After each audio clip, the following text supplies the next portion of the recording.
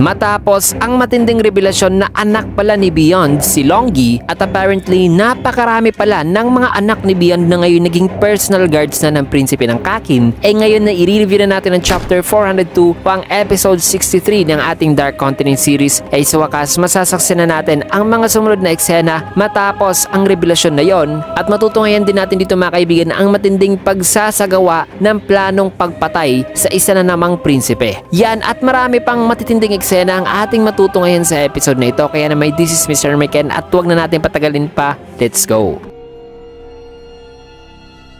Ang pamagat ng ating chapter ngayon ay letter. At nagsimula eksena dito sa Nenbis ng third Prince Zhonglei na kung saan ay ayon dito na ito pa rin pala ang ikasampung araw ng paglalayag, Martes 1:30 PM. At maririnig dito mga kaibigan si Teftori na nagsasalita na sabing, Prinsipe Zhonglei, kung ikaw na lang ang matitira pati na ang Prinsipe Tobepa at 14th Prince dito sa succession contest, ang 5th Prince at ang 14th Prince ay magdedeklara na raw ng pag-surrender sa pag-asam na makuha pa ang trono at ibibigay na lang daw nila ang kanilang suporta dito kay Prinsipe Zhonglei, which is ayon yan sa kasunduan nila. Matapos masabi ni Teftori which is ang info na ibinigay ni Kurapika sa kanya, ay sagot naman ni Zhonglei na ganun ba? Hindi raw niya in-expect na mag-a-agree daw ang Prinsipe Tobepa sa kanyang kasunduan. At nag-agree ba raw si Tobepa na isulat ang kasunduan na yan? Natugon naman ni Teftori na opo. Pero ang kapalit daw dyan ay nag-request daw ang side ng Prinsipe Wobble na manatili raw muna sina Sakata at Hashito dito sa kanila for an indefinite period of time.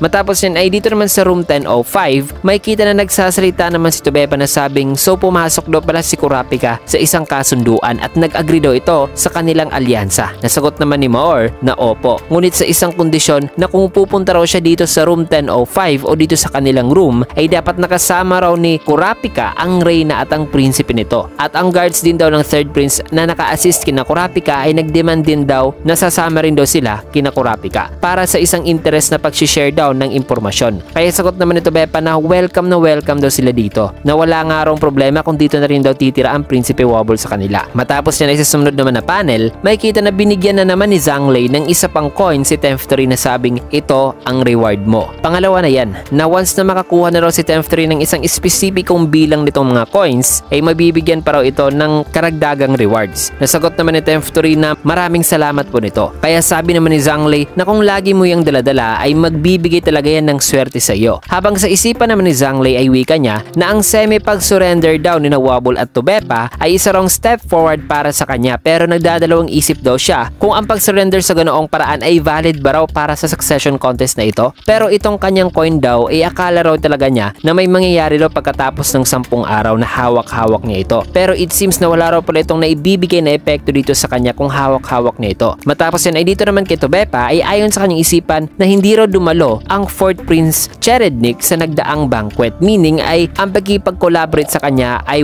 hindi raw pala importante kay Cherednik. At ngayon na pinapapunta raw ni Benjamin ang mga guards dito sa kanya kailangan niya raw talaga na hindi na maging choosy pa, na wala raw mas mabuti pa sa kasunduang nangyayari ngayon, na mas magpapafocus daw tuloy ito sa first Prince Benjamin dito kay Zhonglei, kasi si Zhonglei kuno ang sinusuportahan nila kasama si Prinsipe Wobble. Kaya sinabihan na ni Tobepa sina Maor na sa susunod daw na Nen class ay dapat na ipapa-impress pa nga raw nila ang guards ng first prince na naka-assign doon sa kung gaano raw sila kalapit ng third prince Zhonglei. Matapos yan ay habang nag-o-observe itong si Rihan ay for the first time mga kaibigan in a while ay biglang nag-reappear ang Nenbis ni Tobepa. Kaya sabi rito sa isipan ni Rihan na nag-appear na daw ang Nenbis ni Tobepa right after daw nung pumirma na ito sa peace treaty nila ni Kurapika, na maaaring coincidence daw ito, pero kung ang timing ng paglabas nito ay may meaning daw ay sa tingin niya na ang paglabas daw ng Nenbis ay nangyayari daw sa isang conditional circumstances. Matapos sa eksena niyan ay may kita naman si Balsamico na may isang maliit na bagay na inilagay sa kanyang sapatos at may bagay din siyang hinawakan ngayon mga kaibigan ng mahigpit talaga. Maya-maya pa ay may kita naman na may unti-unting lumalabas sa kanyang sapatos na kung saan nakalagay ang bagay na in-insert niya. Sabay may kinuha siya na bagay sa kanyang bulsa at tinignan niya ito na sabi nito na ang kanila rong military ay ay nakapaggawa na raw ng napakaraming weapons at mass destruction. At itong hawak-hawak niya ngayon ay kinonsider daw noong failure sapagkat may nakita raw silang palpak at flaws sa pagdevelop pa lang daw nito. Pero ito raw ang perpektong masasabi niyang silent killer kung gagamitin ito sa wastong paraan. Kasi ang epekto raw nito ay nagre-resemble lang daw sa stomach flu. Kaya mahirap daw itong mapansin na nalason na pala ang tao. At madali lang daw naman itong agapan bilang sundalo kasi magsasagawa lang naman daw sila ng infection protocol o pagpapakwarantin sa mga infected para din na ito kumalat pa ng husto at ang maaapektuhan lang ay ang target nito. Napaliwanag pa rito ni Balsamico na ang mga virus daw na nandirito mga kaibigan sa bagay na ito ay mahina raw at tumatagal lang daw ng 30 seconds once na naka-airborne na raw ito. Pero once na na-inhale naman daw ito at nakapasok na sa katawan ng tao, ang pathogens ay kakalat daw talaga rapidly na papatay sa infected sa loob lamang ng 12 oras mula sa multiple organ failure. At mas napapabilis din daw nito ang pag-decompose sa katawan ng infected. Kaya ang mga bakterya ay makakatulong during sa pag-autopsy na matakpan talaga ang tunay na nangyari sa infected. Dalag pa niya na sa loob daw ng isang room na walang nagsisirculate na hangin, ang kahit ni sino raw na makaka-inhale sa epicenter talaga ay 100% daw na mai-infect at 100% din daw ang death rate. At mabilis daw talaga itong kumalat kaya nililimitahan daw nila ang paggamit nito kasi mataas daw ang risk na makaka-infect ito the more na mas lumalapit ang may daladala nito sa lugar na may mga tao. Pero ang paggamit daw niyan sa laso na ito ay perpekto raw sa kanyang gagawin ngayon. Kaya kinuha na niya ang isang vial mga kaibigan at inilagay ito sa gilid ng kanyang sapatos na kung saan yung sapatos na yan ay may connected naman na parang isang wire dito sa dulo na may maliit naman na button na kanyang hawak-hawak na siyang kanyang gagamitin para i-activate ang pagpapakalat nito. Nasabi niya na gagamitin niya raw ito para i-eliminate ang Ninth Prince Halkenberg. Matapos sa eksenang yan ay dito naman sa room 1004 ay may kita naman si Salkov na tinatanong siya ni Cherednik na ilang segundo na raw. Nasagot naman ni Salkov na 9.67 seconds na raw. Nasabi naman ni Cherednik na sa wakas ay less than 10 seconds na raw. Na maaaring matatagalan pa raw siya dito pero sinabihan niya rin si Salkov na subukan mo uli ang timer and 10 seconds. At may kita na gumagamit ngayon ng cellphone si Cherednik habang nagte-treadmill mga kaibigan para ma-achieve ang Zetsu in less than 10 seconds. Kaya sa isipan naman ngayon ni Salkov ay sabi niya na sa wakas, nasabi raw ng prinsipe na sa wakas habang nagmumultitask na ganito, nagumugol nga raw siya ng isang buong taon para makaabot daw sa puntong naabot na ngayon ni Cherednik despite daw sa kanyang kaalaman sa paggamit na ng Zetsu since birth pa raw mga kaibigan. So nakakagamit na pala ng Zetsu itong si Salkov since birth pa lamang according sa kanya. So low-key possible nakabilang pala si Salkov sa mga cursed children ni Beyond na nabanggit ni Longi sa nakaraang chapter mga kaibigan kasi sinabi na ni Longi noon na ipinanganak na raw sila na may nen at instinctively ay natuto raw sila bilang sanggol na gumamit ng Zetsu at 10 para malesen daw ang fatigue sa paglabas ng aura dito sa kanilang katawan. Anyways, ayon pa rito kay Salkov na ang buong akala raw niya na ang 10-second barrier o hadlang sa Prinsipe Cherednik sa paggamit ng kanyang Zetsu ay mahirap dong i-overcome nito. Pero mali raw pala siya kasi ang mga bagay na normally ginugugol daw ng 6 months para sa kanya ay natututunan lang daw ni Cherednik sa loob lamang ng isang araw. Kaya na may sinabihan niya rito ang prinsipe na ganyan po nakakahanga ang bilis ng inyong progress. Nasa isipan naman ni Salkov na considering daw sa ugali ni Cherednik ay ang halimaw daw na kagaya nitong fourth prince ay masasabi niyang gagamitin lang daw ang nen nito sa politika at para lamang sa self-interest nito. Na tama raw pala talaga si Teta na dapat ay may gagawin daw talaga sila sa prinsipeng to. At may kita rito mga kaibigan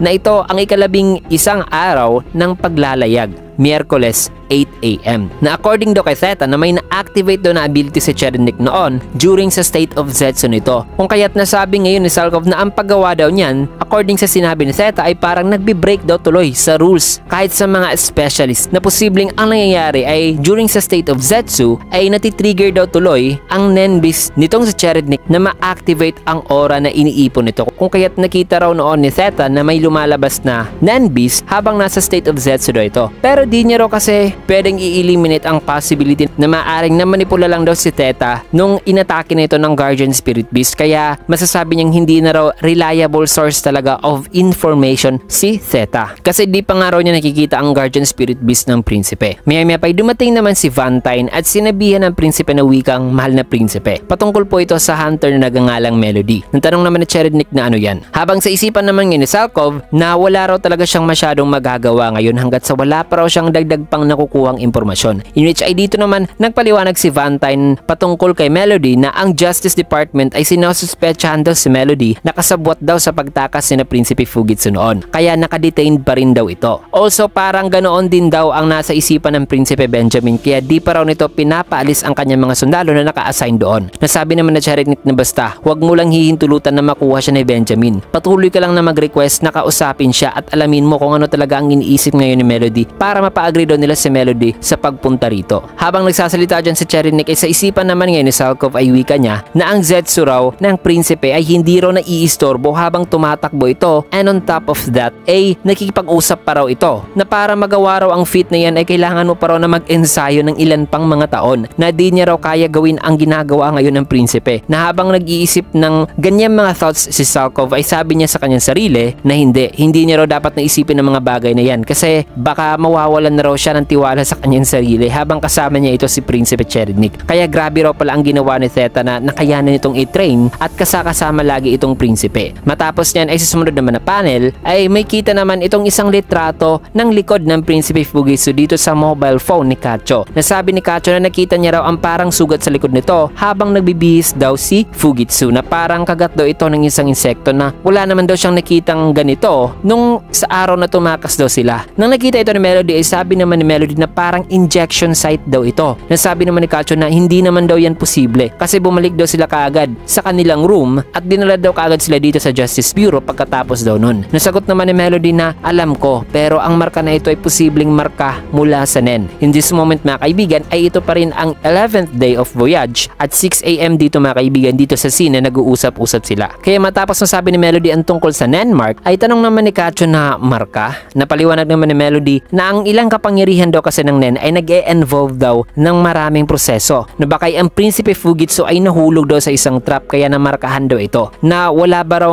kakaibang mga sinabi ang kanyang kapatid kahapon. Kaya nag-flashback naman sa isipan ni Kacho ang sinabi ni Fugitsu kahapon na nakakagamit na raw siya ng kanyang ability multiple times a day imbes na once a day lang mga kaibigan. Kaya sabi naman ni Kacho kay Melody habang kinakabahan na ito na wikang, so ibig mo bang sabihin na ang ability ng kalaban ang rason kaya iniisip daw ni Fugitsu na nakakagamit daw ito ng kanyang ability multiple times a day? Kung kaya't sinabihan naman ni Melody si Kacho na dapat ay sabihan daw ni Kacho ang kapatid nito na gamitin muli ang kanyang ability para makita raw nila na posibleng may dalawang pintuan daw na mag-a-appear at ang isang pintuan na yan ay siguradong ang trap daw na dapat ay pakita raw ni Kacho kay Fugitsu ang pinto na yon which is ang trap para makumbinsi raw si Fugitsu na hindi na gumamit pa ng kanyang ability. Natanong naman ni Kacho na kumbinse na once na malaman na raw ni Fugitsu na hindi raw pala ito ang kanyang ability which is ang pintong ito ay hihinto na ba raw ito sa pag-activate ng kanyang ability. Nasagot naman ni Melody na sana kasi nagpapakita na raw ngayon si Fugitsu ng senyales o mga simptomas ng pagiging addict. Kaya pagalit namang sabi ni Kacho na ibig mo bang sabihin na ininjikan pala siya ng isang uri ng droga na napakasama naman daw ng gumawa nito, in which ay paliwanag naman ni Melody na wala na raw kasi siyang naiisipan pa na iba pang rason sa napakabilis at bigla ang pagbago raw ni Fugitsu sa loob lang na napakaikling panahon. Kasi nung una ang buong akala raw niya na ang isa sa mga prinsipe na gusto makipag-meet sa kanya noon ay ang gumagamit daw kay Fugitsu bilang hostage sa negosasyon na nangyayari noon, pero hindi raw pala yun ang case. Kaya kung patuloy daw na gagamitin ni Fugitsu ang ability ng kalaban nito ay patuloy raw itong mas hihina pa to the point na masasabi niyang hindi na raw tatagal pa sa susunod na banquet itong si Fugitsu which is sa darating na linggo mga kaibigan at ngayon ay Miyerkules na. Kaya tinanong naman ni Kacho si Melody na kung ano ang kanyang dapat na gawin. Nasagot naman ni Melody na aalamin natin sa kung sino talaga ang gumawa nito at pahihintuin natin sila. Pero mahirap daw na hanapin ang sila rin kung wala raw silang kahit anumang clues dito. Nasabi naman ni Kacho na may pumasok daw sa kanyang isipan na isang tao na posibleng ang sila rin sa lahat ng to. Na matapos yun ay sa sumunod naman na panel, ipinakita naman dito ang 7th Prince Lazarus. Kaya sabi rito ni Melody na ang 7th Prince Lazarus ba? Nasagot naman ni Kacho na oo. Kasi nagmamanage daw si Lazarus ng mga droga at mafia para makapag-raise daw ng funds. Nasabi naman naman ng investigator na si Kaiser na ganun ba? Kaya dagdag pa ni Kacho na sa tingin ko nakagagawan din yan ng Guardian Spirit Beast ng 7th Prince. Nasabi naman ni Melody na kahit totoo pa raw yan ay hindi naman daw si Lazarus ang kusang umatake, diba? Kaya imposible raw na ikumbinsi ang 7th Prince na ihinto ang pag-atake ng kanyang Nen Beast. Kaya sabi naman ni Kacho na so ang tanging paraan daw pala para mapahinto ito ay talunin talaga ang prinsipe o ang Nen Beast nito, na kailangan daw nilang gumawa kagad ng aksyon. Nasagot naman ni Melody na alam daw niya ang nararamdaman ngayon ni Kacho, pero di raw kasi sila pwedeng basta-basta na lang nagagawa ng aksyon, na kailangan daw nila ng isang paniguradong plano talaga. Nasabi naman ni Kacho na may plano raw siya. Mga salitang nagpakuha naman sa atensyon ni Melody. Kaya paliwanag naman ni Kacho na sinusubukan daw talaga ni Fujitsu ang kakayahan ng kanyang ability, na hindi niya raw alam kung may barrier daw sa paligid nitong ship o black whale, pero di raw kasi nabubuksan ang pinto nung ini-imagine daw ni Fujitsu na mag-a-appear ang pinto sa outer part ng black whale. Pero nakonect naman daw ang kanilang room pagdating naman dun sa lifeboats, at nakapasok pa nga raw siya dito, meaning kaya na nilang bumalik doon, pero may mga bagay pero silang hindi nasusubukan. Nasabi naman ni Melody na yan ba ang pagtetesting nyo sa kung pwede bang makapasok sa tunnel ang ibang tao bukod sa iyo? Nasagot naman ni Kacho na oo, pero sa tingin ko ay gagana naman daw ang pagpasok ng ibang tao sa tunnel, na kung dadaan sila sa pinto mga kaibigan na papapunta sa kanilang destinasyon ay nagko-close na ito kapag nakapasok na si Fujitsu sa tunnel, at ang pinto naman daw na patungo sa daanan papabalik ay nagko-close naman daw once na itong si Kacho naman daw ang nakapasok na sa tunnel. At saka sa isipan naman ni Kacho na nung bata pa sila ay may pinapasok naman daw silang butler sa tunnel na ito na kanilang playground noon nung mga bata pa sila, kaya sigurado raw siya na pwede raw talagang pumasok ang ibang tao sa ability na yan, na gusto niya raw itong subukan kasama si Melody. Kung kaya't nag-isip-isip naman dito si Melody na sabi niya na kailangan daw ni Kacho ng iba pang tao para isagawa ang ganyang klaseng plano. Isang tao na kaya rong dalhin o i-carry si Lazarus papapunta sa lifeboat habang nag-blackout ito dahil sa kanyang ability o paggamit ng flute. Kaya sabi naman ni Kacho na ideally, paaagrihin daw sana nila ang Prinsipe Lazarus sa kanilang gagawing escape plan at papupuntahin daw nila ito sa lifeboat voluntarily. Pero sa tingin niya hindi naman daw ganyan kabobo ang 7th Prince. Pero gamit daw ang ability ni Melody ay magiging posible raw yan, na mas mainam nga raw kung malalason nila ang prinsipe o sasakalin daw talaga ito diretso. Nasagot naman ni Kaiser na hindi. Mas mainam na pagmumukhain natin itong parang may nangyaring aksidente, na siya raw ang magdadala sa illegal na droga, na gagawin nila ito sa time na mag-gather daw sila ng intel para makapag-establish daw sila ng magandang alibi. At kung gagawin na nila ang plano ay posibleng sasabihin daw ng mga guards ni Lazarus na nag-blackout lang daw sila dahil sa musika ni Melody. Pero hindi naman daw yan ang problema, sapagkat may mga traces daw ng illegal na droga na matatagpuan sa urine at buhok ng bawat isa sa kanila. So during the investigation ay pwede raw nilang sabihin o i-frame mga kaibigan ang guards ng Prinsipe Lazarus na nagsisinungaling ng mga to para i-cover up ang kanilang hallucination dulot sa paggamit ng droga, when in fact ay naapektuhan talaga sila sa ability ni Melody. Gagawin daw nila ang plano na parang ang Prinsipe Lazarus din ay na-overdose daw dahil sa droga habang sinusubukan sanang tumakas, at nagkaroon daw ito ng biglaang heart attack. So yan daw ang kanilang gagawin mga kaibigan. Kaya tinanong naman ni Kacho si Melody kung ano raw masasabi nito sa planong yan. Nasabi naman ni Melody na magandang plano raw yan, pero may isa raw major problem, na saan ba raw nila i-connect ang pinto. Nasagot naman ni Kacho na sa bedroom daw ng Prince Lazarus para makapunta raw sila sa Prinsipe Lazarus, kasi kailangan daw ni Fujitsu na pumunta raw muna doon. Natanong naman ni Kaiser na di niya raw nakukuha ang mga pinagsasabi nila ngayon. Kaya paliwanag naman ni Melody na kailangan daw kasi ni Fujitsu na makapunta raw muna sa isang area na yan para makonect niya ang kanyang pinto sa area na to, which means ang napupuntahan lang ni Fujitsu ay ang mga area na napuntahan na rin ito. Na sa case dito ay dapat na makapunta muna si Fujitsu sa bedroom ni Lazarus upang isagawa nila ang kanilang plano. Kaya dito na nagsalita si Kaiser na sabing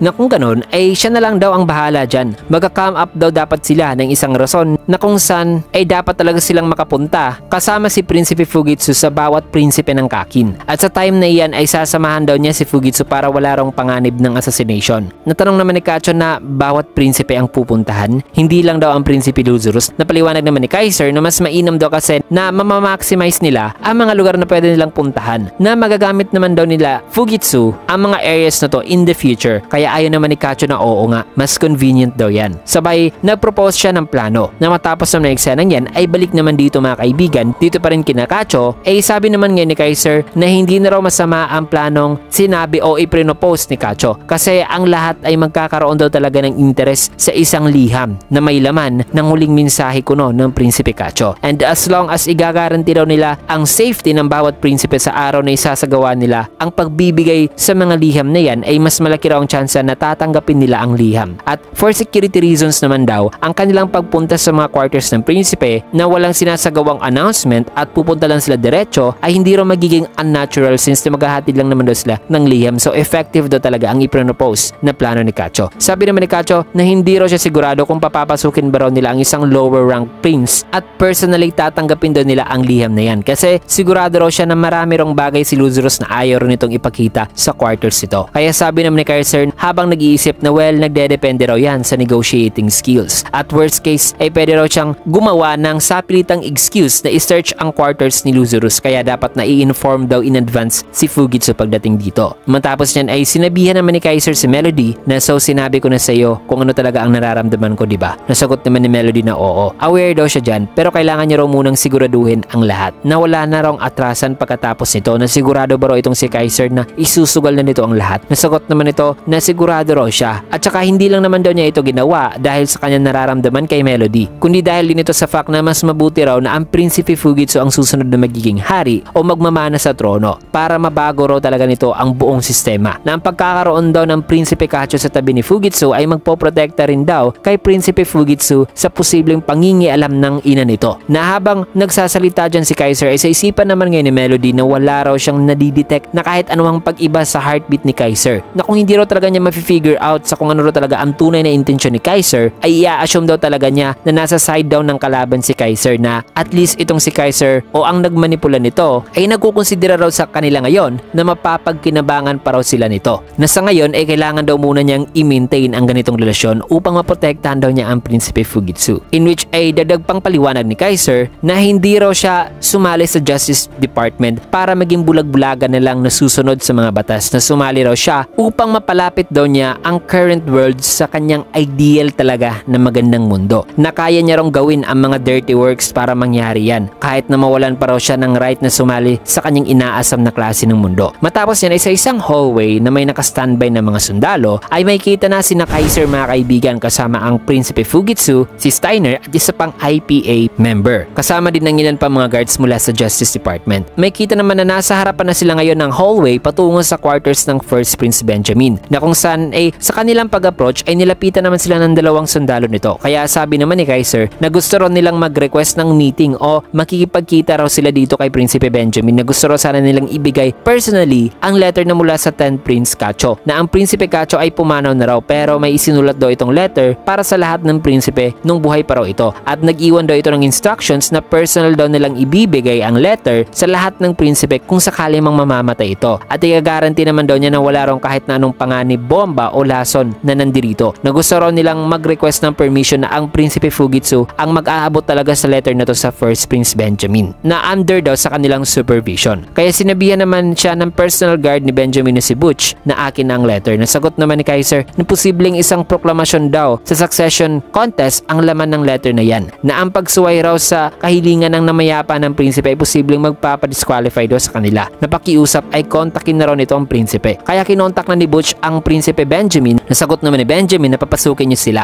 Nasabi naman ni Butch na may isa raw po siyang concern dito. Natanong naman ni Benjamin na ano yan. Maya-maya pa may kita naman si Fugitsu, hawak-hawak ang letter, na may kita na pinapagiliran siya dito mga kaibigan ng mga evil spirits, at nakapasok na sila rito sa quarters na ipinapasalamat naman ng Prinsipe Fugitsu. Habang sa isipan naman ni Benjamin ay sabi niya na grabe, napakasama na raw pala ang kalagayan nitong Prinsipe Fugitsu. Natanong naman ni Fugitsu na pwede po ba akong lumapit sa inyo at ibigay ito? Nasagot naman ni Benjamin na of course. Kaya unti-unti naman nag-step forward si Fugitsu, na nang nakalapit na siya ay pinataboy naman ng Nenbis ni Benjamin ang mga evil spirits. Kaya sabi naman sa isipan ni Benjamin na umalis na raw ang mga low-level evil spirits na naka-attach daw sa isang taong nasa mahinang state na raw, na hindi naman daw iyon guardian spirit beast ni Fugitsu o parte daw ng mga plano nito, na nilapitan daw siya ng mga evil spirits dahil sa labis daw siguro na paghihinagpis nito sa pagkawala daw ng kanilang kapatid na si Kacho, na hindi na raw tatagal pa ng mga 10 araw si Fugitsu kung mananatili ito sa state na ganito. Na Natanong naman ni Benjamin sa kanila na bubuksan na ba raw niya ang liham. Nasabi naman ni Kaiser na in that case ay mag-a-act daw siya as a witness kung may impormasyon daw na nakalagay dyan patungkol sa succession contest. Kaya na may binasa na ni Benjamin mga kaibigan ang liham na sabing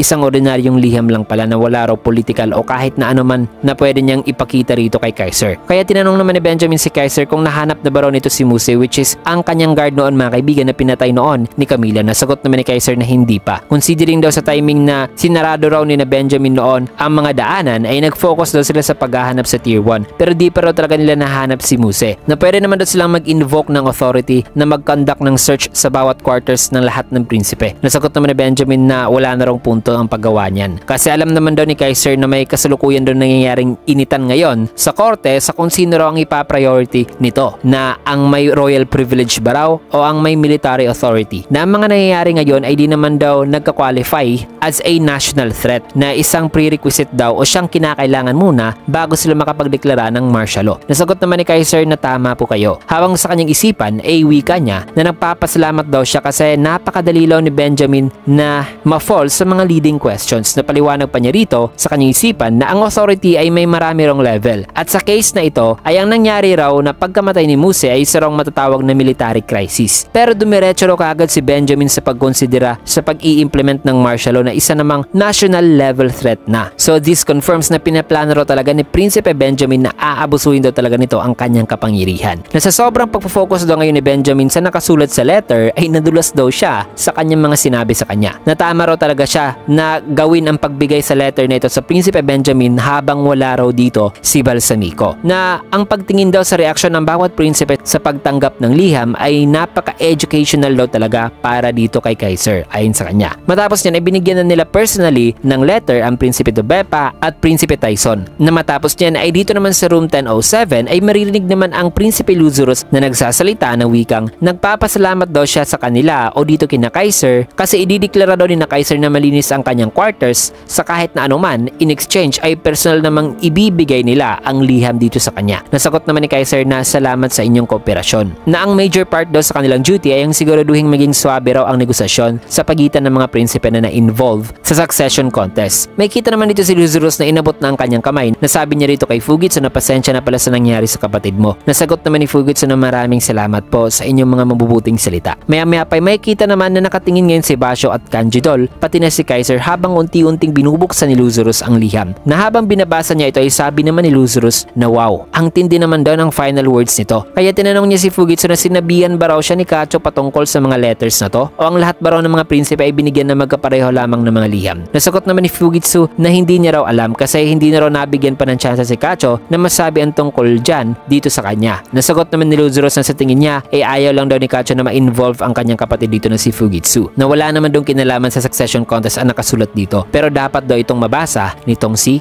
Kaiser. Kaya dito na binasa ni Kaiser ang liham mga kaibigan pero sa kanyang isipan ay wika niya na sinabihan daw niya si Kacho sa kung ano raw ang isusulat sa liham na ito noon. Sabay dito na ipinakita ang isang flashback mga kaibigan ng pag-uusap nila noon na sabi dito ni Kaiser na maganda raw siguro kung yayanigin daw talaga nila ang pagkakaiba-iba ng ugali nitong mga prinsipe. Natanong naman nila na paano. Kaya sagot naman ni Kaiser na ang kanila rong independent na pag-iimbestiga ay nakapag-gather daw ng mga insider information sa ibang mga prinsipe. At ang purpose daw niyan na ginawa nila ang individual investigation na yan ay para magsilbi raw parang bomba ang mga impormasyon na yan na anytime ay pwede raw nilang ililik. Nang sa ganun ay ma-maintain daw nila ang balanse ng kakin at hindi basta-basta na lang nagagawa ng mga aksyon ang mga prinsipe kasi pwede nilang ilik ang mga impormasyon na yan. Nang ilan pang araw sa mga to ay parang nagsisilbi raw masasabi niyang literal na bomba na gagamitin daw nila bilang advantage mga kaibigan sa kanilang isasagawang plano. Natanong naman ni Melody na ganun ba? Pero paano naman daw malalaman ng mga prinsipe na alam talaga ni Kacho ang mga bagay na yan kung sakali mang galing talaga kay Kacho ang liham, di ba? Nasagot naman ni Kaiser na well, magiging desperado raw talaga ang mga prinsipe sa kung sino raw talaga ang source ng paglilig ng mga impormasyon na yan na nakasulat sa liham. Pero nandun naman daw siya para i-deflect daw ang ilan pa mga posibleng katanungan na ibabato ng mga prinsipe kung sakali man na mga tanong na magpapahukay talaga ng masyado sa kung kanino nalaman ni Kacho ang mga impormasyon na ito. At hindi naman daw talaga niya balak na pabalikin itong si Fugitsu sa tier 1 lalo na delikado pa raw doon. Well, at least daw kung hindi pa raw nagtapos ang succession contest. Matapos ang flashback na yan ay dito naman sa present, ayon naman sa isipan ni Kaiser na na hindi niya raw ini-expect na ibibigay raw ng Prinsipe Luzurus ang letter na ito dito sa kanya, na mas maingat pa raw pala si Luzurus kumpara sa inaakala nila. Kaya nang binasa na ito ni Kaiser ay nagsalita naman siya rito na may binulgar daw dito patungkol kay Prinsipe Cherednik, na rumor lang daw ang lahat ng to. Kaya sabi naman ni Luzurus na sinabi raw ni Cacho sa letter na yan na wala raw itong pake sa kung sino raw ang magmamana sa trono, basta't di lang daw ang 4th Prince Cherednik, na isang uri raw ng paninira, na isang paraan daw para itong Justice Bureau ay mag-imbestiga raw ng mabuti sa kung ano raw ang dahilan sa kung bakit nasabi yan ni Cacho, na sa tingin niya na marami raw ang mahanap ng Justice Bureau kung magsasagawa sila ng investigasyon. Pero wala raw siya sa pwesto na magsalita pa ng kung ano-ano patungkol dyan, na wala raw siyang idea whether ang mga nakasulat daw dito ay totoo ba raw o pawang kasinungalingan lamang, na pwede na raw i-keep yan ni Kaiser. Ngunit sa isipan naman ngayon ni Luzurus mga kaibigan ay nagpapanggap siya na walang pake, kasi sabi niya na may kakaiba raw talaga sa huling mensahe ni Cacho na nakasulat, na hindi raw nito sinabi na protektahan ang kapatid nito na si Fugitsu, but instead ay punong-puno raw ito ng mensahe ng parang masasabi niyang bomba o revelasyon patungkol sa ibang prinsipe, na matalino raw pala talaga si Cacho, na sa tingin niya na ang bawat letter ay may iba-iba raw talaga na impormasyon na nakalagay doon, na sa tingin niya na pinapaaway daw ngayon ni Cacho ang mga prinsipe, habang siya ay pinapaaway naman siya sa Prinsipe Cherednik according sa letter. Habang posible din daw na nag-request naman daw si Cacho na protektahan ni Benjamin ang kanyang kapatid na si Fugitsu, na ibig lang daw sabihin nito na hindi raw talaga siya dapat na gumawa ng basta-basta na lang na aksyon, na kailangan niya raw na maging maingat, na papaniwalain daw niya sina Kaiser na wala siyang pake sa nakalagay sa liham at ipapahandle na lang daw niya ang bagay na ito dito sa Justice Bureau para mapanatili raw talaga ang balanse at hindi siya mangingialam. Matapos yan ay may kita naman sina Kaiser na nasa labas na mga kaibigan, na sa kanyang isipan ay wika niya na gumana raw ang kanilang plano. Sinabihan naman niya si Fugitsu na kung pagod na ba raw ito, kasi kung pagod na raw ito ay pwede raw muna nilang ihinto o i-postpone ang pagbibigay ng mga liham at magpahinga na lang daw muna. Nasagot naman ni Cacho na ayos lang daw siya, gagawin niya raw ang kanyang makakaya. Maya-maya pa habang makikita na nasa paligid niya itong mga evil spirits, bigla namang nawala o nataboy ang mga evil spirits na yan, sapagkat sinalubong naman sila ni Basho na wikang, may time po ba kayo, mahal na Prinsipe Fugitsu? Ako nga pala si Basho, isa ako sa mga kasamahan ni Melody. Nasagot naman ni Fugitsu na nice to meet you. Kaya sabi naman ni Basho na hindi naman daw sa pangingialam pero parang pagod daw itong si Fugitsu. Kaya binigyan siya rito ni Basho ng isang tinatawag niyang good luck charm na may nakasulat na haiku o tula mga kaibigan, na ipinasalamat naman ni Fugitsu. At ang good luck charm na sinasabi ni Basho mga kaibigan ay pansamantala raw palang nagpapataboy sa mga evil spirits ayon dito sa isipan ni Basho. Ang good luck charm na yun mga kaibigan ay may daw na na-activate sa pamamagitan ng paglalagay ng salita. In this case ay ang salitang light ay para sa effect ng paghihil at purification, at napapataas daw ang effectivity ng nen na ito sa pamamagitan daw ng paglagay ng mga seasonal words, na in this case ay ang salitang winter na inilagay ni Basho sa kanyang tula na nakasulat dito. Matapos niyan ay nang naibigay na ni Basho ang good luck charm at nagpaalam na siya, ay sa kanyang isipan ay wika niya na nanganganib pa rin daw ang buhay ni Fugitsu as long as di pa raw talaga ito nagagamot, na mula rito ay si Melody na raw ang bahala. Matapos yan ay nang nakapunta na si Basho kay Scared ay nagbow naman si Kaiser expressing his gratitude sa kanyang ibinigay sa prinsipe. Matapos yan ay sa sumunod naman na eksena ay nag-uusap-usap ulit si Cacho, na sabi dito ni Cacho na kailangan doon nilang mag-isip ng isang alternative plan in case na hindi raw ang Prinsipe Luzurus ang suspect sa nangyari kay Fugitsu, na sisimulan na raw nila ito the moment na magigising na raw si Fugitsu, at gagawin na raw dapat ni Kaiser ang pag-i-interrogate kay Fugitsu habang tinitreat ito ng doktor, at dapat na maglagay daw sila ng guards sa harapan ng pintuan ng room habang sinasagawa yan upang magbibigay daw talaga ito ng isang parang perfect alibi habang isasagawa nilang plano. Nasagot naman ni Melody na tama ka. Nabigyan nga raw sila ngayon ni Basho ng dagdag pang panahon para makakilos, pero wala pa raw talaga sila nakukuhang clue para malaman talaga ang tunay na salarin. Pero for logical reason ay during sa kanilang pagsasagawa ng kanilang plano ay pwede niya rong gamitin ang kanyang ocarina na instrument. Pero habang ina-activate niya kasi mga kaibigan ang kanyang ability ay wala naman daw siyang pwedeng gawin. Nasagot naman ni Kaiser na walang problema, kasi kung ang tunnel ay nasa 10 meters daw ang haba ay kaya niya rong dalhin o i-carry si Luzurus papapunta dun sa sinasabi nilang lifeboat. Kaya sabi naman ni Melody na ang nangyari raw noong pagbulusok ng Aura ay nangyari raw sa itas nila, at bukod sa kanila ay tanging si Hulkenberg lang daw ang nandirito sa tier 2. Pero ang ability raw na yon na pabulusok ng Aura ay posibleng nanggaling daw kay Hulkenberg o sa Guardian Spirit Beast nito. Pero bigla raw kasing sumama ang pakiramdam ngayon ni Hulkenberg at nagkasakit raw ito, na whether pinano ba raw ang bagay na yan o unexpected daw, na importante na malaman daw nila ito, na gusto raw sana niyang malaman ang mga detalye at ibigay daw ang letter dito kay Hulkenberg sa pagising daw nito. Kaya tugon naman ni Kaiser na may i-assign daw siyang isang taong kilala niya na mag-a-attend o pupunta naman kay Hulkenberg. At sa mga oras na ito mga kaibigan ay still day 11 pa rin na ng paglalayag, Miyerkules at nasa 8:50 AM na. Matapos yan ay sa isipan naman ni Melody na ang letter daw para kay Hulkenberg ay naglalaman pala mga kaibigan ng lahat daw ng impormasyon. Ang sekreto ng Prinsipe Benjamin, ang mga kasamaan ng Prinsipe Cherenik at ang katotohanan daw patungkol sa araw na ipinanganak daw si Hulkenberg mismo. At marami parang impormasyon ang nakalagay sa letter na yon na magyayanig daw talaga symbolically sa succession contest na to na sigurado raw siyang magagamit ng Prinsipe Hulkenberg. At may isa pa raw siyang pag-asa dito bukod kay Hulkenberg at yan ay si Kurapika. Nasa sumunod na eksena mga kaibigan ay may kita naman si Kurapika na binabasa na rin ang letter na para sa kanila na ayon kay Melody na as long as magpapatuloy daw ang succession contest, ang mga prinsipe hindi raw talaga makakatakas sa ship na sana ay magka-come up daw si Kurapika ng isang plano upang wala na rong prinsipe pa ang mamatay. So grabe, mas tumitindi na ngayon ang mangyayari mga kaibigan at paotakan talaga rito kasi isa itong indirect game of killing each other base sa rule ng succession contest. Kaya na may nakaka-excite talaga ang susunod na mangyayari kasi masasaksiyan na natin ang isang turn of events at marami pang iba. Kasi dito mo natin tatapusin ang video sa last panel na ito. Kaya na may kung nagustuhan yung video, can get a like, comment, subscribe, and follow na rin sa bagong FB page natin for more updates and videos like this. Ayan, maraming salamat and see you guys again on my next video.